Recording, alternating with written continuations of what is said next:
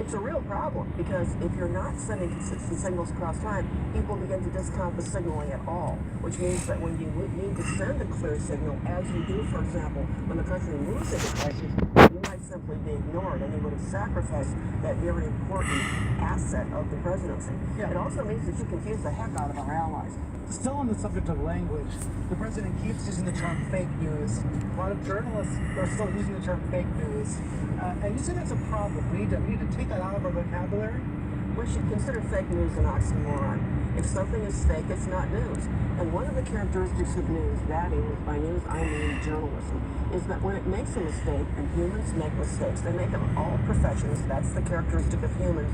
In journalism, they correct. That's called journalism, that's called news. That can't be fake. They got something wrong, that doesn't make it fake. I've used viral deception, VD, venereal disease, and We're in the mountains. I don't want to catch it, I don't want to spread it. If it comes anywhere near me, I want to quarantine it.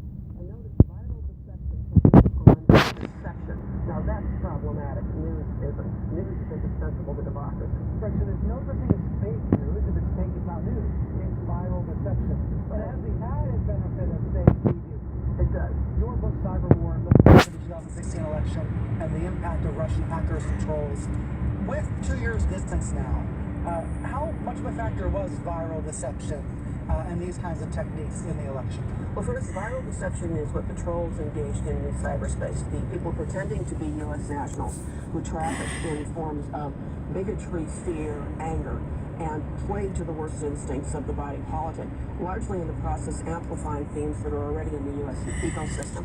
And the press didn't have much to do with it because the press didn't know they were even there. The hackers, the second part of the Russian initiative, came in and stole content from the Democrats and then dropped it back into our media ecosystem through WikiLeaks.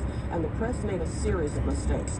I argue in Cyber War that the Russian intervention through the hacking was a necessary but not sufficient condition for influencing the outcome. Necessary because they hacked and they gave it to WikiLeaks, but the sufficient condition was our press's use of it.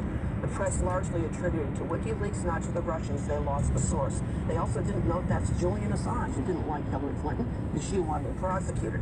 And the process never explained why Putin didn't want to see Hillary Clinton elected. He didn't like her either, and for reasons that go back to geopolitics. They also didn't stand up on air when they used the content and say, we have not been able to independently confirm it. Now, good journalists do that. Why did they assume the accuracy? Suppose there was disinformation there. They treated it as if it was accurate all the way through. And then they didn't look carefully at the stories they trafficked into news. So go back now and read the stories based on WikiLeaks content and ask which withstand the tests of newsworthiness. We need new criteria to determine whether or not we should have considered those things. Thinking about 2020, obviously the primary season is basically already underway. We're heading into a new year. What do newsrooms need to do differently the next time there's a hacking attack and a bunch of stolen emails around there? Well, first they need to learn the lessons from 2016. They need to ask what we have done differently from what we did, because different news organizations make different kinds of decisions, and you want them to continue to do the things that they did right. Some of the major news organizations, for example, didn't pick up some of the stories that were largely irrelevant to governance. Others did. They should examine their own consciousness. And they also ought to have some basic regulations in place about how they're going to treat that content if it appears, particularly if it appears under pressured times and in large quantities, because both of those played a role in journalist class. Like leading right up to an election on the eve of a vote or something. Yeah, and in France, when the hack content was released 2 days before the election, there was a regulatory structure that came into play that, of course, we don't have because we value our First Amendment protections. What that means is the press has to voluntarily protect us.